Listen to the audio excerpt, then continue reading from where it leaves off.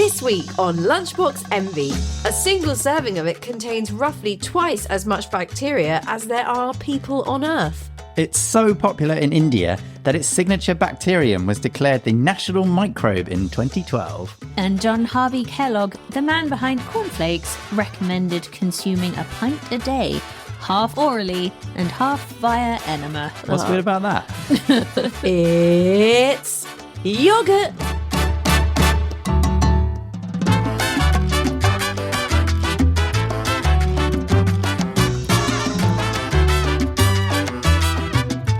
Hello and welcome to Lunchbox Envy. I'm Rosie, a chef and food writer, and I'm here with QI elves Jack and Manu. Hello. Hello. How are we, Rosie? Raring to go, ready Fantastic. to get my gut in the best shape of its life. And I just want to say, for me, yogurt is just such a really safe, comforting, nice thing. Like, it really is the platonic ideal of what it is. It's just a plain white substance. It's just very nice. It's very soft. It's very. I think very few people would be offended by yogurt. I have it every morning. Do you? Yeah. Do you not get bored? Sorry. I do, but I have never really enjoyed breakfast. I always see it as something to be skipped or like got out of the way as quickly as possible so that you can get ready for lunch. That's the craziest shit you've ever said on this podcast. Hot take. So, yogurt is fermented milk. Ah, okay. How do you stop milk turning into cheese and turn it into yogurt? Cheese, you properly cook to curdle and separate the curds in the whey.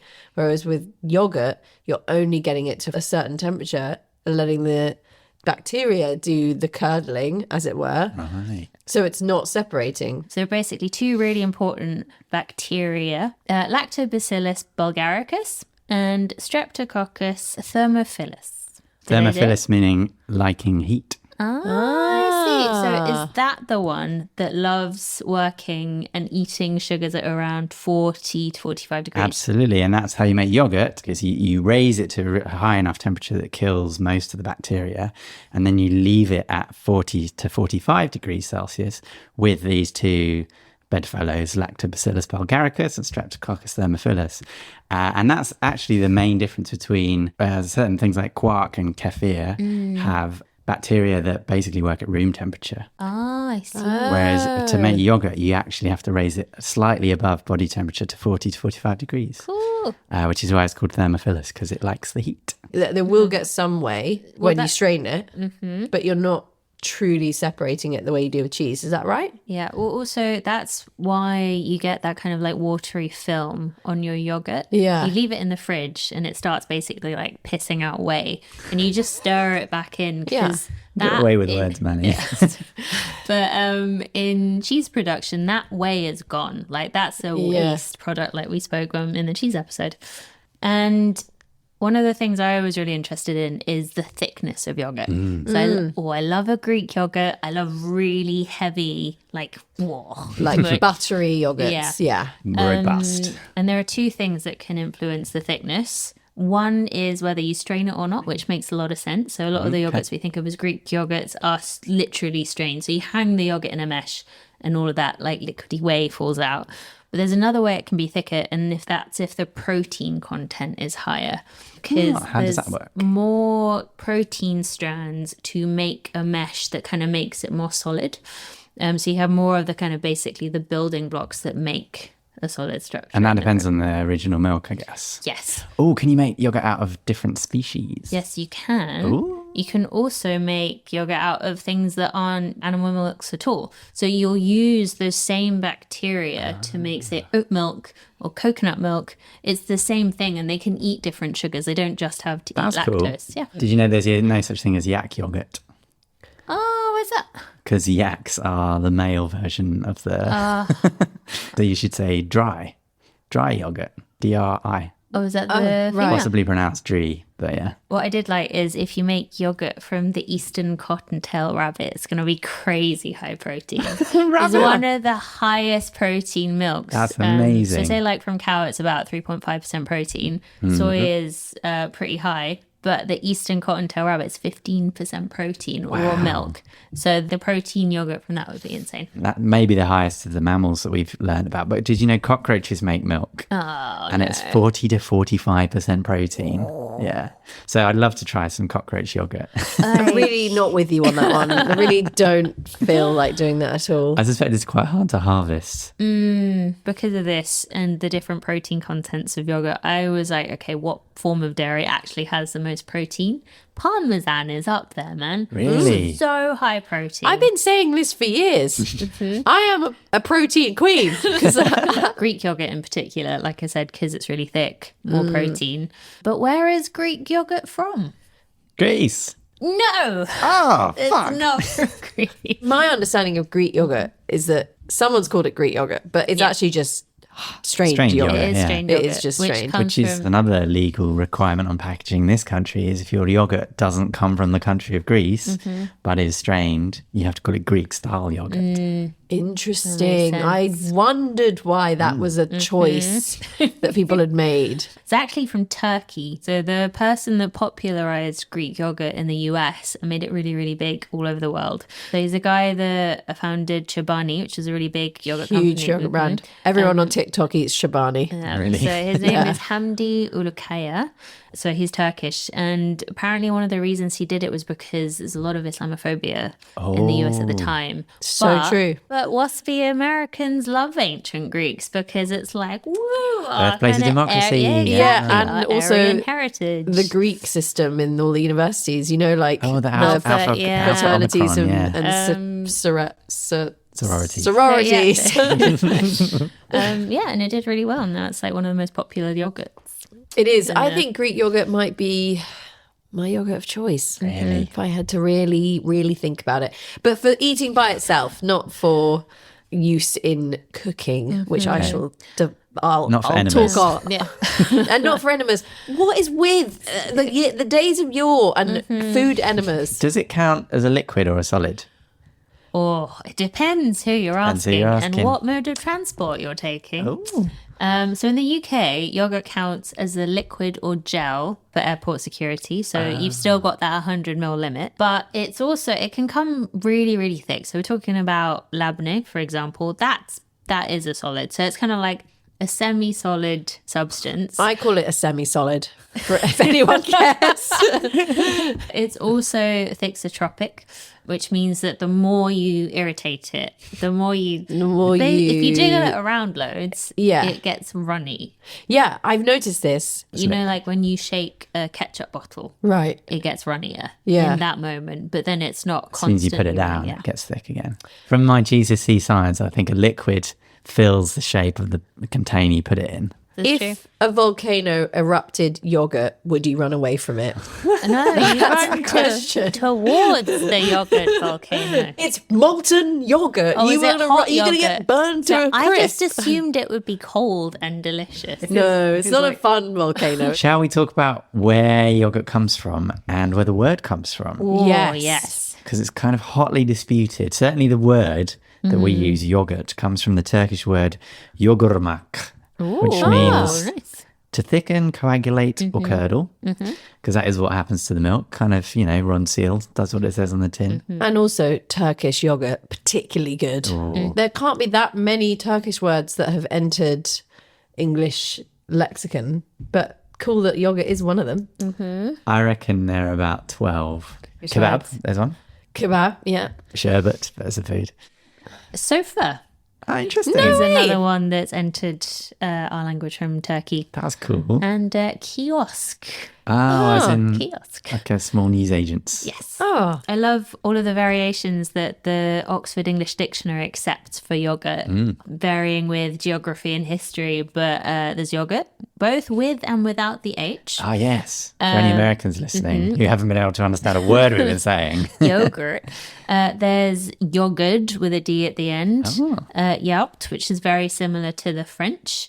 Yaourt with a TH at the end. And then my favourite, which is yaoiti, Yayorti. Yaourti. Yeah, Which is Yaorti. which is from 1939. And Goodness. they all count as valid spellings of yogurt. In English. Mm-hmm. Yeah. Wow. Wow. I know, it's That's fantastic. really not at all close to how yogurt sounds. No, it's really not. It's another we don't know who done it. Food. I know, yeah. There's a bit of an argument because I read a Turkish source which was annoyed that they had decided to call the bacterium Lactobacillus bulgaricus because it came from Bulgaria. Oh And dear. apparently it didn't actually, but Bulgarians were the most famous. In fact, as soon as it came to Western Europe in the early 1900s, it was known as Bulgarian buttermilk on occasion. Right. As you say, came to Western Europe, but it had existed in Eastern Europe, Oh, yeah. the East, Yeah. generally A for a long, long long time, right? The So we Near think- East, yeah, it's amazing how many thousands of years passed before. In 1905, there were newspaper articles describing yogurt in inverted commas, and it was like a newfangled thing to Westerners. But yeah, it seems like the trade routes were there. We knew about cinnamon, for instance, for thousands of years, or rice, or, Yeah. There are mentions of yogurt in like ancient Ayurvedic texts from India that are like 6,000 BCE. So really, really, really old. Wow. And we think yogurt emerged from Central Asia and the Middle East kind of independently. So pockets of nomadic travelers, kind of in the same way that cheese might have been discovered. Basically, people traveling with dairy would have found Get like, accidentally making yogurt. yeah, like legit. So the sacks they were carrying them in probably had all sorts of bacteria in them, and they found that their milk would start to kind of curdle and culture as they were moving along, and that this new milk product lasted a lot longer than fresh milk because microbes hate the acidic environment of yogurt, which is why it lasts so long. Yeah. Right. And it tastes different, if you enjoy the funk. That's kind of the enjoyment of fermentation. I mean, I have to wonder, did all dairy taste a bit funky when there was no refrigeration? Surely it didn't taste. No pasteurization. No. Yeah, same. It's very plain these days, whereas I reckon it probably had a funk to it. I did veganuary a couple of times, and every time I went back to cow's milk, I'd notice it was distinctly cowy because Right. I'd spent some time dehabituating, I guess might be the word. Interesting. I mean, you could say that yogurt has been constantly reinventing itself over the last 40, 50 years since it became like a mainstream household ingredient, right? And particularly in the last 3, 4, 5 years where protein has become this huge talking point in cooking and in health, yogurt has just gone from strength to strength because of it. Because Yeah, literally. it coincidentally is really high in protein, and all the yogurt companies are like, yes. Well, no, that's absolutely right. When it was launched in the West, like when it became really popular, it was still this amazing health food. Like that's never gone away. But the idea was that it contained enough good bacteria that it would kill all the bad bacteria on your gut and make you live beyond 100. Are we talking about the Bulgarian microbiologist and his work? Yes, the student who's looked down a microscope and found the little wiggly things. Yes. So Starman Grigorov, a microbiologist who was working in the early 1900s, he was gifted some yogurt for his wedding. And as you do, Great gift. it's a great gift. And then he was immediately like, I'm just going to look at it for ages under my microscope. And he stared at it for so long. He identified the bacteria, the main one we've been talking about, Lactobacillus bulgaricus, which is why it's called that. It's got the Bulgaria in the name after his discovery. So he found it.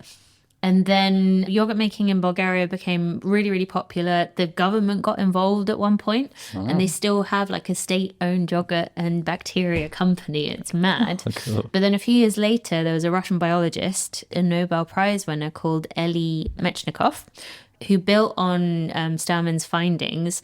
He was particularly interested in the way that Bulgarian peasants in the mountains who ate a lot of yogurt were living for a really, really long time. So this is kind of where the idea of it being like a kind of superfood, health food, longevity food begins. For me, it stunk of the kind of blue zone studies. yeah. I know it's a much earlier thing. Blue zones basically being those areas in the world where people have specific diets and live longer, Yeah. but it's kind of been debunked.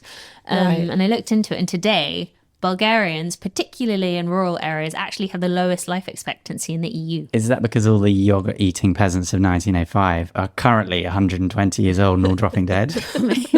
Maybe. So I found this article in the Telegraph from 1905, and it basically sort of reviewed the first yogurt for Western ears, Western tongues. It spells it with an A, says Yaghurt. And he finishes with, people who wish to live to 100 breakfast off Yoghurt exclusively. Your correspondent has tried it and personally would prefer to die young. Oh, What a slam! It's so savage.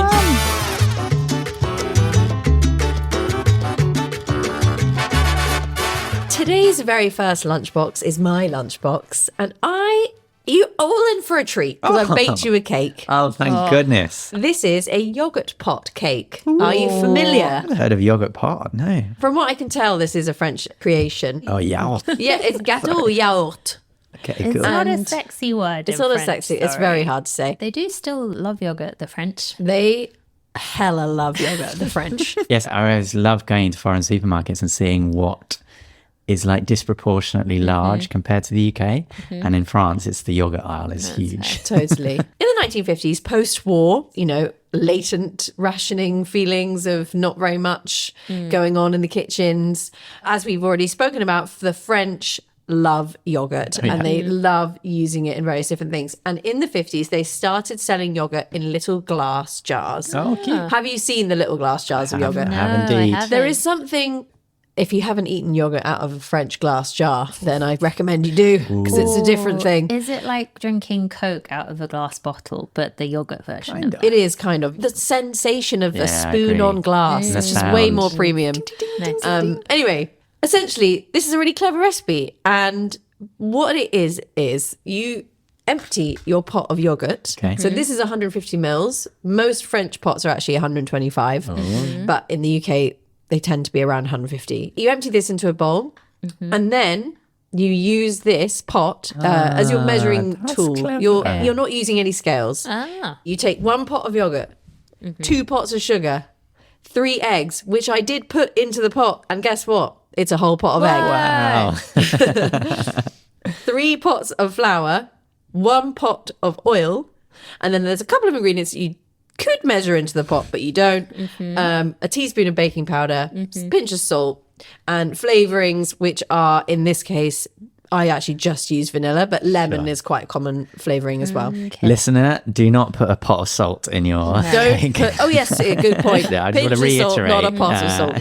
This is the cake I would make if I went to an Airbnb and was like, I would really like to make a cake. What can I make? Oh, I'll make a yogurt pot cake. Nice. Perfect. It's a super easy, very basic recipe, and it makes what I would describe as a sort of pound cake. So a pound cake is a denser, thicker crumb cake than, something that's very whipped with creamed butter and sugar, for example. Nice. Should we try a bit? I'd love to, yeah. Oh, it's beautiful. Very delicate. It's still really nice, actually, because it's very simple. Great for kids, getting kids to bake. We can do it from memory. Yogurt is actually a great ingredient to bake with. I really like baking with yogurt. It is something that will keep your bakes very moist. Have you noticed that this is, I would say, quite a moist, delicious Exceptionally cake? moist. It's not making my mouth pucker, as it were. There's lots of reasons why yogurt works like this. It doesn't have the highest fat content of all of the baking dairies that you might want to use. Hence the cup of oil. Hence the cup of oil. But it has some fat, and that always helps with tenderness. It's got lactic acid in it, which reacts really strongly with any leavening agent that you might be using, because they are typically alkaline. And lactic acid is, of course, acidic. It creates this like very nice, airy, light rise. This is a 1 bowl cake. I did no whisking. I basically just brought it together with a whisk. I didn't have to apply any force at all, and it's risen lovely. I did lick the bowl quite a lot though. It was very delicious. A little bit of batter there.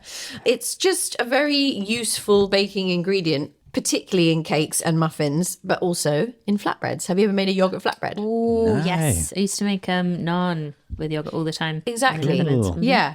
It's very useful for that. The acid will also weaken the gluten in the flour. So it doesn't make them really sort of like springy and elastic. When you cook them, they You're stay something really fluffy. Ah, that's so clever. Well, have you heard of clabber? What's clabber? Clabber is the southern USA, a sort of proto yogurt. So you let it curdle for a little bit. It's more similar to quark, Okay. which is the I hate very quark. very good words, both of them. And there's a famous brand to this day in America of baking soda called Clabber Girl.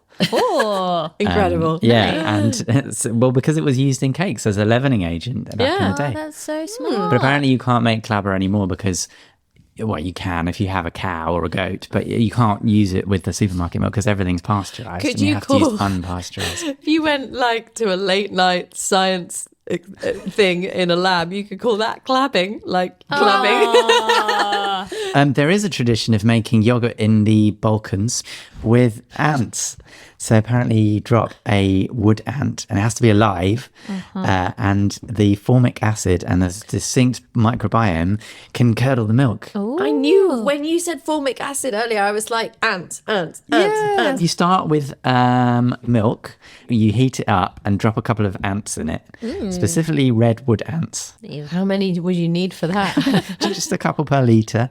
Once you've added your ants, you put some cheesecloth over it and then you bury it in the anthill with the cheesecloth, obviously to stop more ants and soil getting in. And the anthill stays warm so that overnight it creates a yogurt. And then you take it out. Okay. Imagine stealing, like if a human took your friend and put them in a giant thing of yogurt and that wasn't enough. The human then puts your dying friend back into your house. Let this and be you a go, lesson to you. Anyway, yogurt in cooking generally, do you guys use yogurt match when you're cooking? Like as an ingredient, less so as a like a sauce or a... like a topping. I love it as a topping, obviously. To be clear, it's a fantastic topping. No, I rarely mix it into things. Why But is that, do you think? it's I have it every day for fucking breakfast. That's why. I'm sick of it. That's your problem. I mean, now I'm thinking about it. In my head, it's the idea of creaminess, but there's not actually that much fat in it. No, when you're trying to finish a sauce with something creamy and make it creamier or cook something creamy, it's not the one to choose unless you take some steps to avoid it from curdling. Sorry, you said curdling already. Isn't it already curdled? You mean curdling more? Well, is it? That's the question, because we sort of came to the point that it's It's like coagulated. coagulated. Kind of like when you get a nosebleed and the blood becomes kind of gelatinous and like sticky and more gel-like. Yeah. Well, this Coagulate. is actually something I wanted to talk about, is the difference between curdling and splitting. Because I think people use those words interchangeably, but they are not the same thing. there you go. So curdling specifically refers to proteins coagulating, as you said, and clumping together. And in yogurt, these are casein proteins, so that's that dairy protein. While splitting is a broader term from the separation of a fat from a liquid compound.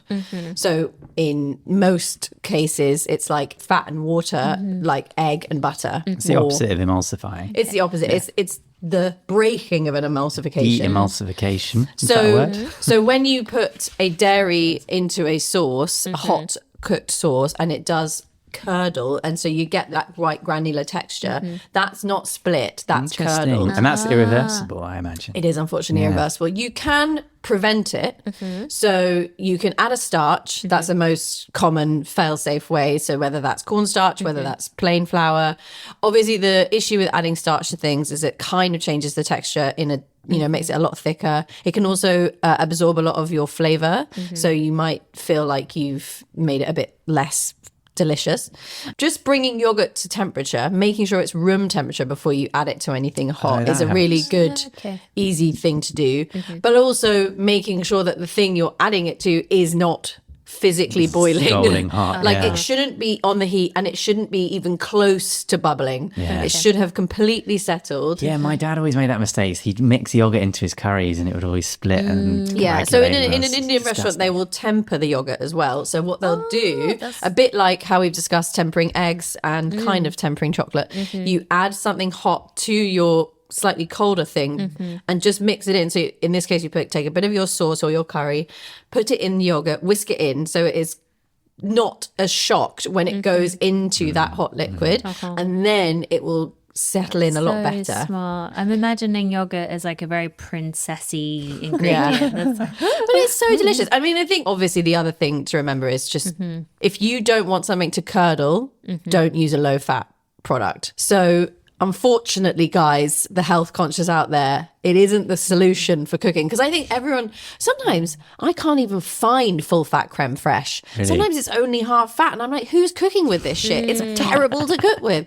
But anyway, the tricks are make sure it's room temperature, make sure your thing isn't boiling hot, make sure that you're using a nice high fat yogurt and give it a little temper. And you should be in a better place. Great. Nice. Speaking of yogurt and heat, did you read about the researcher at Loughborough University last year?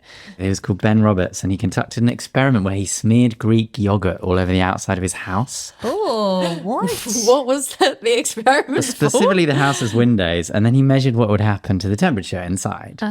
And it was part of a thing called the Heatwave Toolkit. So it's trying to find it's simple, easy. That is an expensive insulation. Well, it's potentially cheaper than, a pot of yogurt's only as much as a coffee, right? But did it work? Yes, so his experiment was with two houses, one smeared in yogurt and the other left as is, au naturel. So apparently, on an average day, the yogurt house was about 0.6 degrees Celsius The cooler. yogurt house. Which isn't much, but on a hot sunny day, i.e. the days that you actually want to be kept cool, the difference was 3.5 degrees Celsius. Ooh, So that's talking actually like 25 degrees as opposed to 21.5. And the reason it works is kind of the same as why ice on the poles keeps the earth cool. One of the ways it keeps the earth cool is because it reflects the heat. So because the yogurt is white, when it dries out, it forms a thin film which reflects some of the solar radiation back before it can pass through the window. Well, if I get desperate this summer for a bit of air conditioning, I shall be taking myself to get some fire.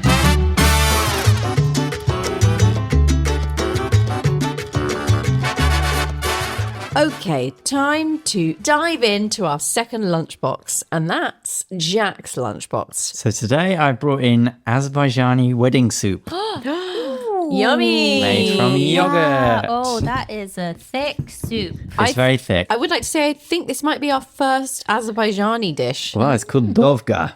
Served between meals as a digestive aid, because I wanted to talk a bit about how yogurt is so healthy, or is it a bit overrated? We'll find out. Can you talk to me about what's in it? It looks Yes. like it kind of looks like herby rice pudding. May I stir it a little? You may. Thank you. Ooh. And you can also help yourself to some, because it hasn't had any salt added, because apparently that will make the yogurt split. So you season it just before It serving. smells yeah. minty.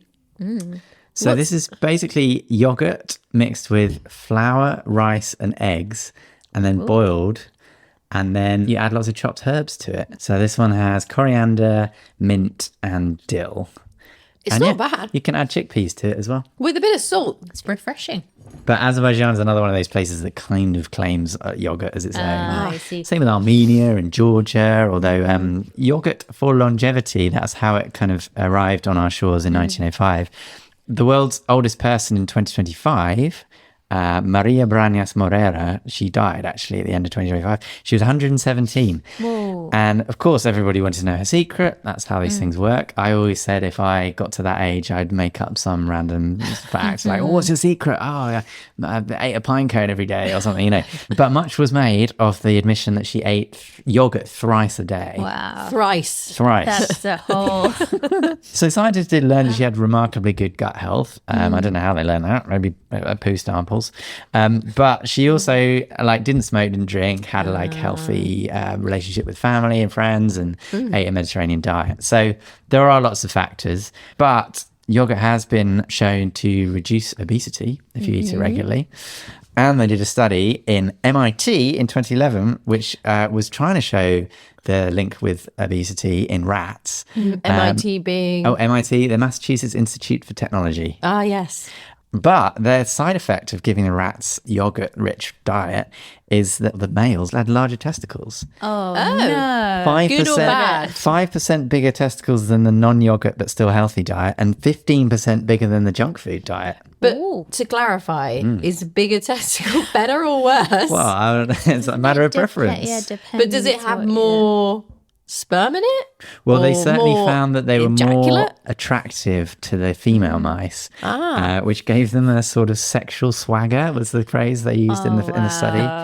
I think there's nothing I want to meet less than a rat, a rat with sexual swagger. Their fur was noticeably shinier as well.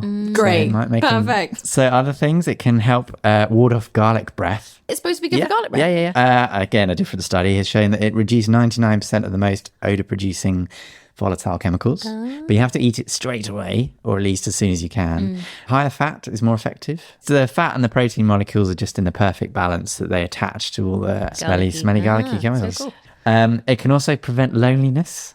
Oh. In Japan, 30% of the population are over 65. It's one of the fastest aging societies in the world. And there are these things called Yakult ladies. Sorry, these people called Yakult ladies who come and deliver Yakult, basically, to people who sign up for a delivery system. And they're specifically trained, in a way, to provide comfort and support to lonely people, old people especially, who live on their own. And they look a bit like flight attendants. They're very sort of neatly dressed with a button-up Really shirt. good colour scheme as well, the Yakult. Yeah. It's very classy. And it's mostly ladies because Yakult was invented in the 30s. And during the war, there was a labour shortage. So there were a lot of men in the factories and the women had to step up. And they also were more able to talk to the housewives because back in the day, I think the idea of probiotic and prebiotic was not really familiar. So people were a bit icked out by the thought of drinking bacteria, which is basically the whole selling point of Yakult. We've also not described the difference between pro and prebiotic. Oh, do you know the difference? Yeah, so probiotic is adding more happy bacteria into your gut, and prebiotic is creating the environment in which they will thrive, like eating a lot of fiber. Prebiotic, fiber, probiotic, yogurt. So prebiotic is like cleaning your house in preparation for a party. And then probiotic is Like like having really cool guests. sending all the invites out. Yeah. I've got a couple of other cool uses Go for it. yogurt. So one is in singing. Oh, yeah. So the French have Danone.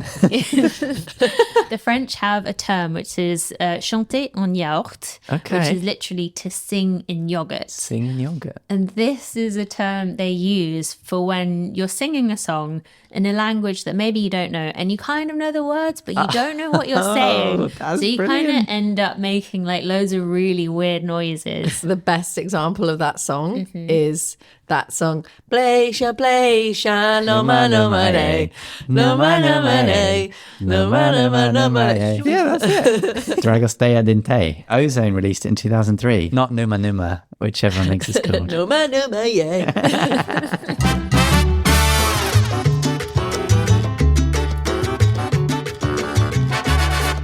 Okay, we should move on to our final lunchbox, I think, and that's from Manu. Today, I have brought a wooden spoon with which you can attempt to make vagina yogurt. Oh, You never ever bring you're anything so good. conceptual. At least you're keeping the budget low. I know.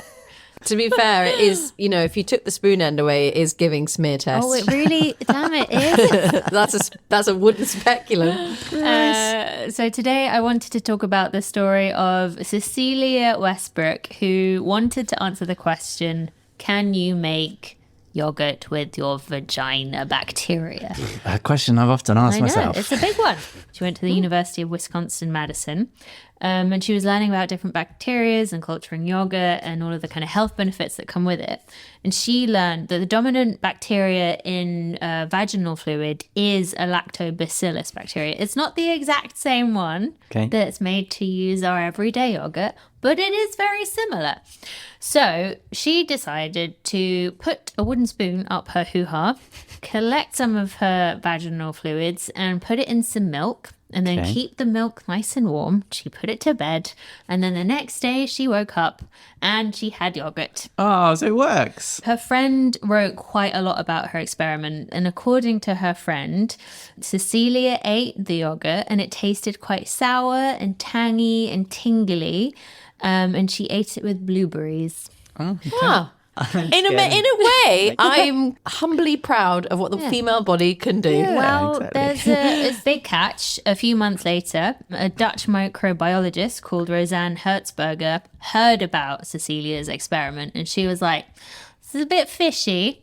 You said it. So she decided to replicate it in a lab setting. Okay. And she took vaginal swabs from lots of different pregnant women. A labia, so. Oh. Why pregnant? I'm not sure. It's just maybe it's the women she had at the time that she was doing tests on. But she... Poor pregnant women. God. I mean, to be fair, they're never involved in experiments. No, they because aren't. So just for the win. Yeah, for the win. Anyway, so she took vaginal swabs from these women and did the same process, tried to culture the milk, and none of them worked. At best, it made like really grainy, sour milk that wasn't yogurt, nothing like we'd recognize today. And what Roseanne thinks is that it was actually cultures on the spoon or maybe in the air, or like some dirt had got in from under her fingernails that managed to culture this yogurt if it was cultured at all. Interesting. Did you find anything about breast milk yogurt? I haven't, but you must be able to culture I think breasts. theoretically, yeah. I think you must be able to. Would you try But would you it? culture your breast milk yogurt with your vaginal bacteria? Oh my God, That is and an then you- entirely Yeah. human yogurt. Wow. I feel like this is showing you couldn't culture it properly, but Yeah. Yes. we can try if you Yeah, want. you never know. It might work with breast milk. Sure. That might be the True. secret I mean, you're sauce. breastfeeding at the moment. That's the I'm not scientific going to method. sacrifice my breast milk to this weird For experiment. science. Would you try your own?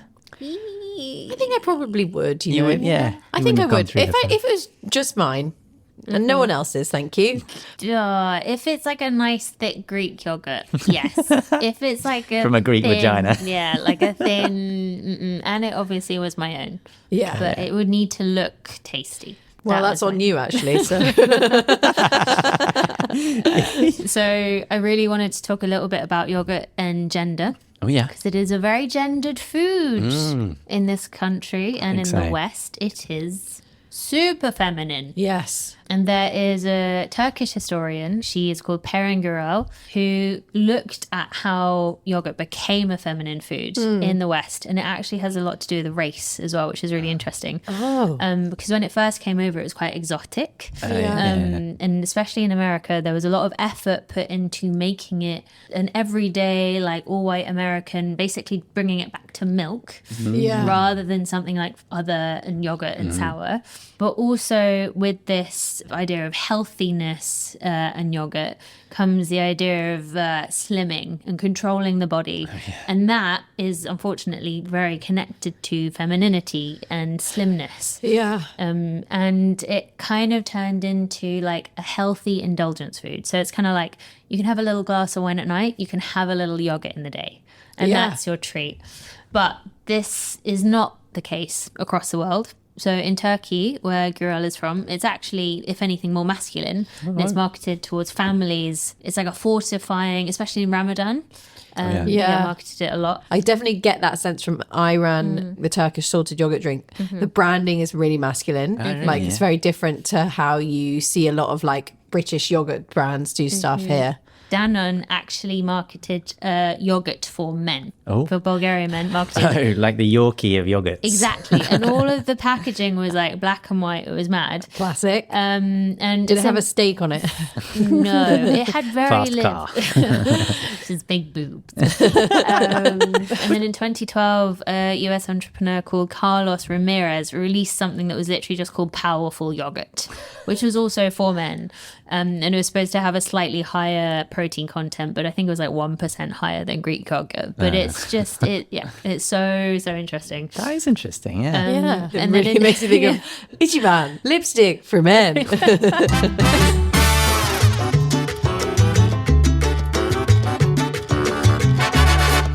That's it for this week's edition of Lunchbox Envy. You can follow our socials for foodie facts and podcast updates. We are on YouTube, Facebook, Instagram, and TikTok at Lunchbox Envy Pod. You can also get in touch and send us your facts, recipes, and questions by emailing us lunchbox@qi.com. We'll leave you with the world record for the longest functioning tin can telephone, set in 2022 by a British man called John Hems. The string was 373.74 metres long, but he didn't use tin cans at either end. He used yogurt pots. Hey! See you next week. Goodbye. Bye-bye. Bye. Lunchbox Envy was hosted by Jack Chambers, Manu Henriot, and me, Rosie McKean.